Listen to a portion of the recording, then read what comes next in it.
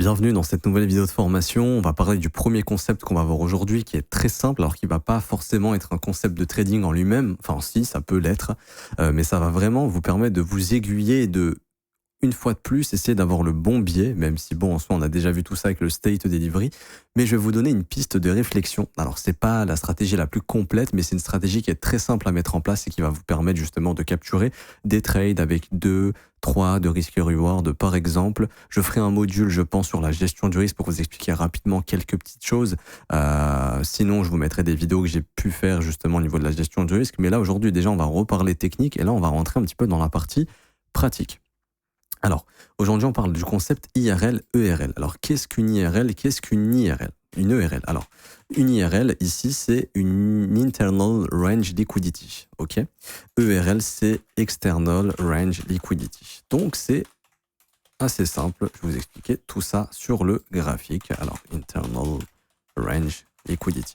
Alors, on part du principe que le prix se déplace d'IRL en ERL. Ça veut dire quoi? Ça veut dire que le marché, par exemple, va vous former une impulsion haussière, ok, va former un fair value gap, comme ceci. Attendez, j'aurais bien aimé mettre tout ça en noir pour que ça puisse se voir. Bon, c'est pas grave. Et le marché, en fait, ça, c'est ce qu'on appelle une IRL. Les extrémités de ce mouvement, c'est ce qu'on appelle des ERL. Donc ça, c'est ce qui est externel, enfin, ce qui est externe au range, ok. Donc ici, vous avez votre sell side liquidity, vous avez votre buy side liquidity. Et dans un mouvement haussier, le marché va tout simplement faire quoi? Va aller chercher l'IRL, donc votre fair value gap, pour aller chercher l'ERL. Et le marché se déplace d'IRL en ERL. Cette buy side, on va reformer un fair value gap, par exemple ici. Hop, le marché a reformé un fair value gap.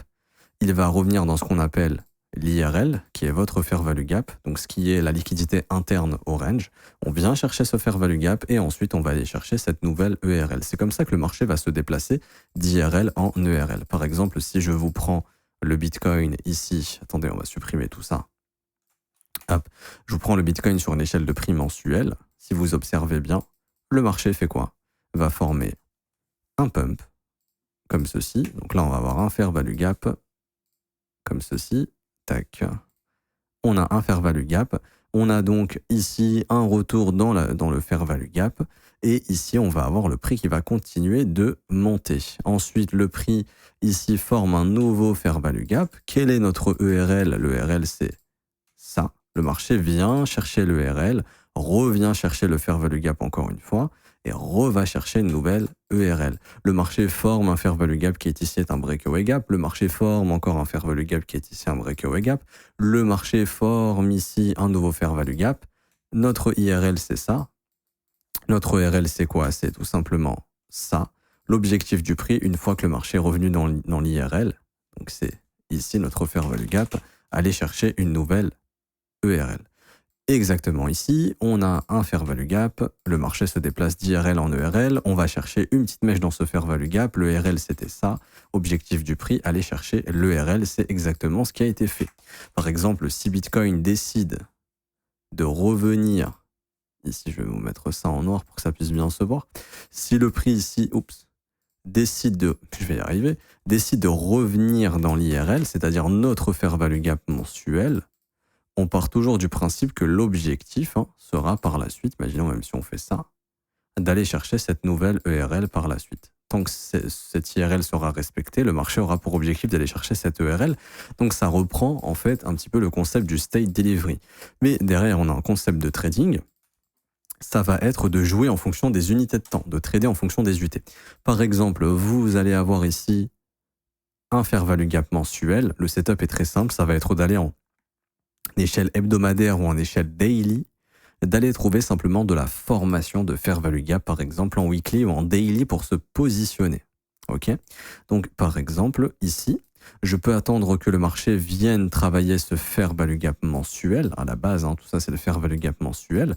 Si, par exemple, le prix au cours des prochaines semaines baisse comme ceci et que d'un coup, je viens et j'ai ici mon marché qui me fait comme ceci, on l'a vu, reversal candle, donc order block, et en plus fair value gap, donc l'order block se fermera grâce au fair value gap. Là ici, on imagine que c'est en hebdomadaire.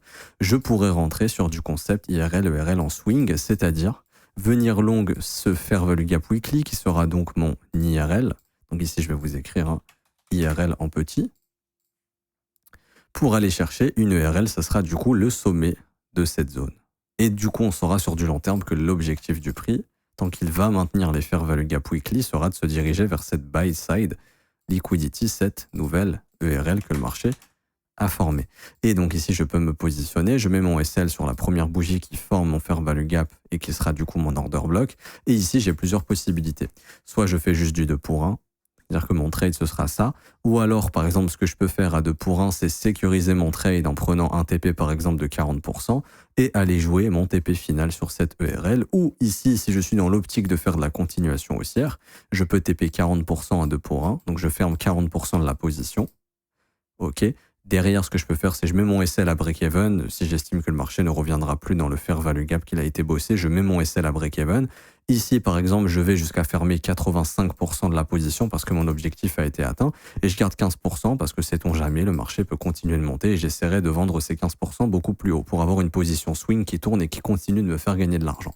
Et en fait, c'est ça, c'est deux. Jouer un peu aux poupées russes avec les unités de temps. Je vais identifier un fair value gap en échelle mensuelle ou même weekly, peu importe, je vous donnerai un petit peu les unités de temps sur lesquelles vous pouvez bosser. Je vais identifier un fair value gap en mensuel, je vais attendre la formation d'un fair value gap en weekly, je vais me positionner dans ce fair value gap en weekly et je vais respéculer à la hausse. Parce que ça pourrait indiquer également que mon state delivery a changé de main. Un order block weekly et se positionner dans le fair value gap de l'order block peut être très très puissant pour aller jouer le retournement du prix. Moi, je vous recommanderais toujours sur ce setup IRL-ERL d'attendre la formation des order blocks, c'est-à-dire la cassure de la dernière bougie baissière, la formation d'un fair value gap et de se positionner dans ce fair value gap. Ok, ça marche à la hausse ou à la baisse, c'est-à-dire que dans un fair value gap weekly, par exemple, ici, vous allez avoir, imaginons, un fair value gap weekly qui s'est formé. Vous allez vous dire, OK, je vais faire de l'IRL, ERL. C'est un fair value gap baissier, du coup, je vais spéculer short. Je viens en daily ici, j'ai plus qu'à attendre un fair value gap daily, par exemple, et je vais essayer d'en rentrer dedans. Ça peut être ça l'idée. Donc là, on est revenu dans le fair value gap juste ici, weekly. Bon, là, malheureusement, enfin, quoique, oui, il y a un tout petit fair value gap daily qui s'est formé. Bon, là, il était carrément possible. Hein. Ici, on a en plus reversal candle, donc on a un order block qui s'est formé, il était tout à fait possible. On est venu chercher le fair value gap weekly, on attend un fair value gap daily. J'ai même pas regardé l'exemple avant pour vous dire, hein, mais là il y avait clairement une opportunité. Je viens shorter juste au-dessus de ce high, juste là, au-dessus du high de vendredi. Mon entrée short en swing est ici. Je vais mettre mon invalidation au niveau, par exemple, hein, de la première bougie qui a formé le fair value gap. Donc 1, 2, 3, donc ça va être L. Et je vais tout simplement aller chercher du 2 pour 1. Et là, je spécule dans le sens de la dynamique. Ce que je peux faire, c'est à 2 pour 1, je TP 40% de ma position. Ici, j'ai ou 30%, peu importe. Ici, j'ai une grosse sell side liquidity. Je sais que c'est l'intérêt de mon marché très probablement parce que mon state delivery est baissier, ça on l'a déjà vu plein de fois. Et là, il n'y a plus de fair value gap, il n'y a plus rien, donc il y a de grandes chances d'aller chercher ce lot. Je mets un futur TP ici. Et par exemple, ce que je peux faire également, c'est que je vais mettre un TP également ici. Et je peux clairement tenir ce trade tant que je vois pas de signal de retournement. J'ai une nouvelle sell side liquidity. Je vais me dire, OK, bon, bah, je vais fermer mon trade ici. Voilà comment on peut faire un swing très précisément. OK. Bien sûr, il est possible de se positionner avant, on verra d'autres concepts, mais ça, c'est un concept qui est très puissant et qu'on peut appliquer sur toutes les unités de temps. Donc, si j'observe un fair value gap mensuel, ça va dépendre des profils de chacun, en swing ou en intra. Moi, je vais vous donner les unités de temps en swing et ensuite, je vais vous donner les unités de temps en intra. Alors, ce que je vais faire, par exemple, c'est qu'en swing, je vais regarder un fair value gap mensuel en mensuel et ensuite, je vais essayer de trouver du fair value gap en weekly ou en daily. Si je vais chercher un fair value gap weekly, je vais toujours, de mon point de vue, chercher le décalage du prix sur un fair value gap daily. Il est possible également de le faire en H12, mais en dessous, c'est compliqué.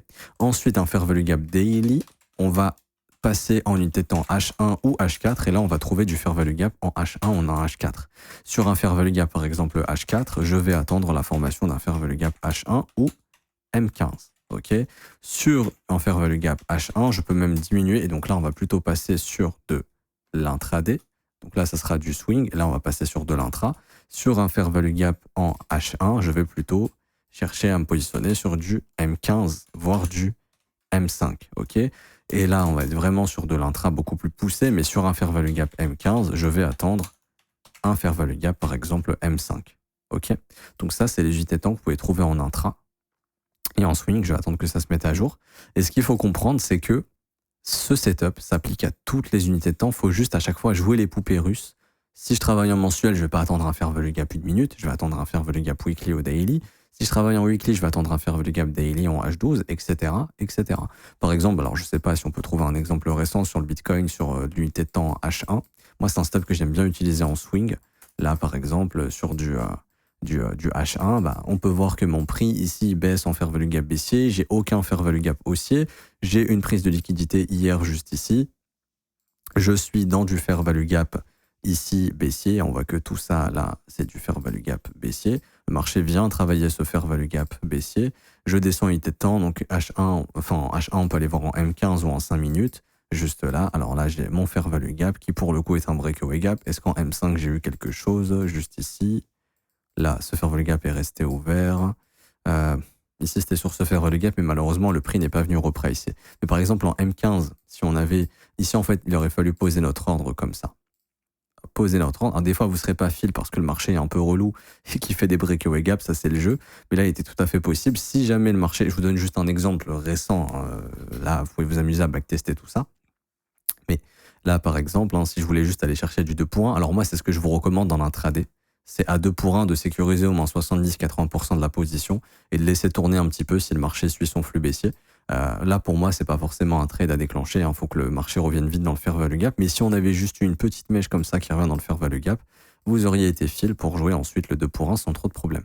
Et là, on voit que le marché réagit dans un fair value gap horaire, prend la liquidité, me forme un fair value gap en 15 minutes. J'aurais pu rentrer dans ce fair value gap, mettre mon stop loss ici parce qu'en plus de ça, reversal candle, il y a un order block. Donc, un order block qui prend une liquidité, il y a énormément de chances que ce soit un niveau très puissant pour avoir ensuite le tag d'au moins de cette sell side.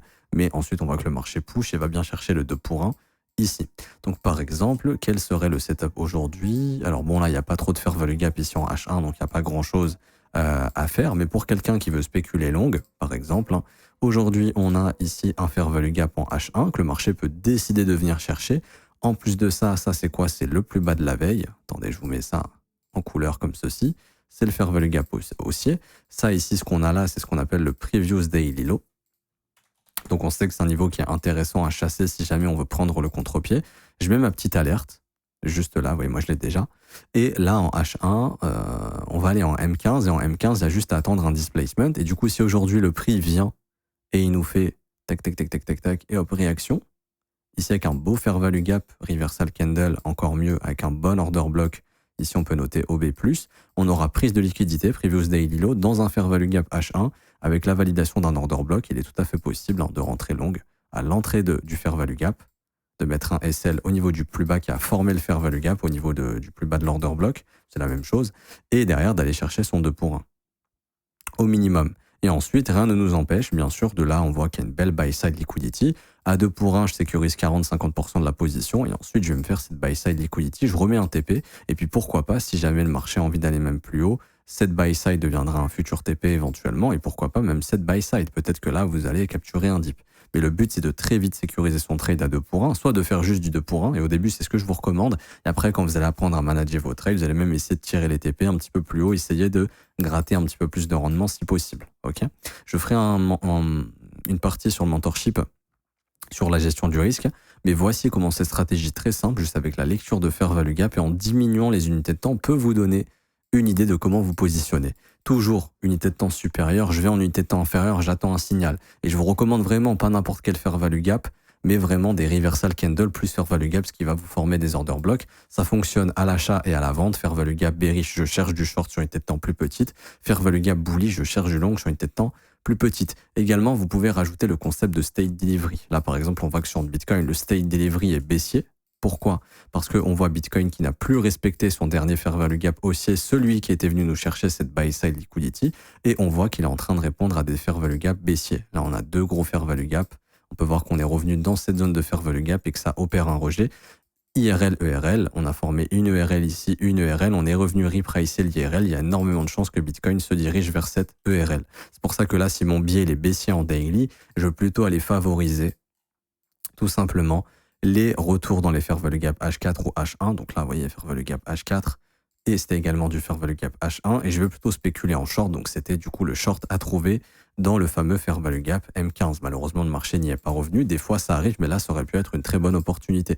D'ailleurs, on peut voir que ici, on a eu la validation d'un petit fair value gap en H1 juste là. Vous voyez, le marché est revenu, encore une fois, avec cette énorme mèche juste ici. Donc là, on aurait pu avoir également encore de l'IRL, ERL. Juste là, fair value gap H1, on va descendre en M15. Est-ce que le marché nous a fait un petit quelque chose?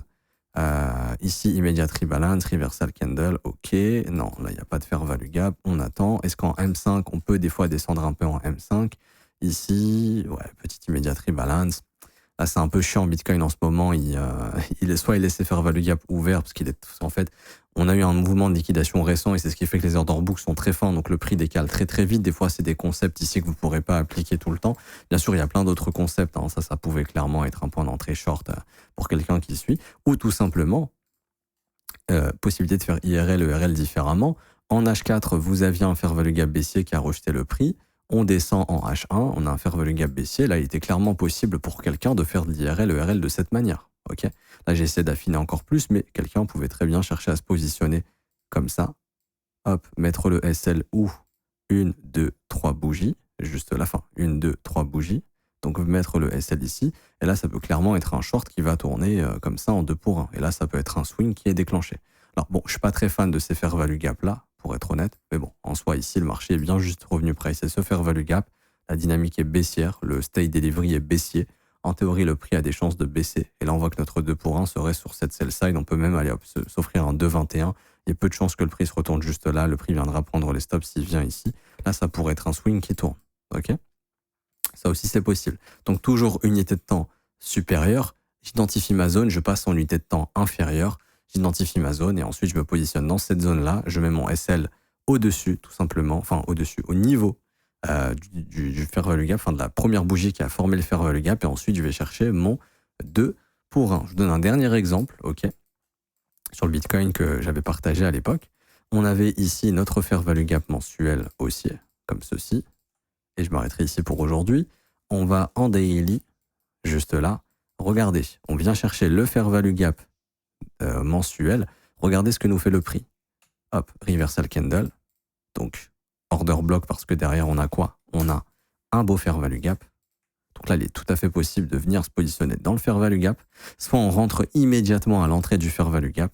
Si vous voulez optimiser un petit peu, il est tout à fait possible de se dire, bon bah, ici j'ai un BPR, le marché va revenir bosser ce BPR, je vais plutôt me positionner à l'entrée du BPR. Donc là, c'est ce sur quoi on peut spéculer. Après, il est possible d'optimiser. Votre SL ne se met pas là, mais il se met là. La première bougie qui forme le fair value gap, c'est elle. Et là, on peut aller chercher tout simplement du 2 pour 1. Et là, on est sur du swing. Et là, le marché va chercher le 2 pour 1. Si vous estimez que votre objectif est trop haut, rien ne vous empêche d'optimiser un maximum. C'est-à-dire, par exemple, d'affiner l'unité de temps en H4 et de se dire, OK, j'ai mon fair value gap daily. Est-ce qu'en H4, je peux pas trouver un meilleur point d'entrée? Ah, là, je vois que j'ai un fair value gap assez important. OK, bah, je vais essayer plutôt d'acheter ce fair value gap ici. Et là, on peut encore optimiser. Et là, ensuite, vous avez votre trade qui se déclenche. Et donc là, en swing, il y avait IRL, ERL. On vient chercher l'IRL mensuel. J'ai mon signal prise de liquidité, order block, fair value gap. Je me positionne dans le fair value gap, dans le BPR, par exemple. Je mets mon SL juste ici et je vais chercher tranquillement mon petit 2 pour 1. Et là, hop, voici comment je pouvais me positionner sur le BTC.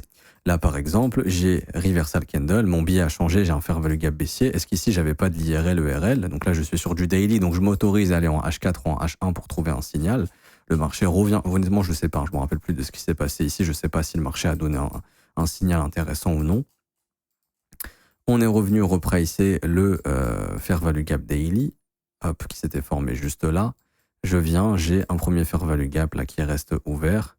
J'ai ici, pour moi c'est un peu trop loin ici, hein, le deuxième fair value gap, mais certains auraient pu penser à se positionner. On va plutôt aller sur du H4. Toujours unité de temps inférieure. Hein. Si vraiment en affinant 1 heure, des fois on peut le faire. Mais essayez déjà de trouver votre point d'entrée en H4. C'est déjà pas mal si vous êtes en daily. Pour vous donner un exemple. Et là ici je reviens. Hop, hop, hop, hop, hop, hop.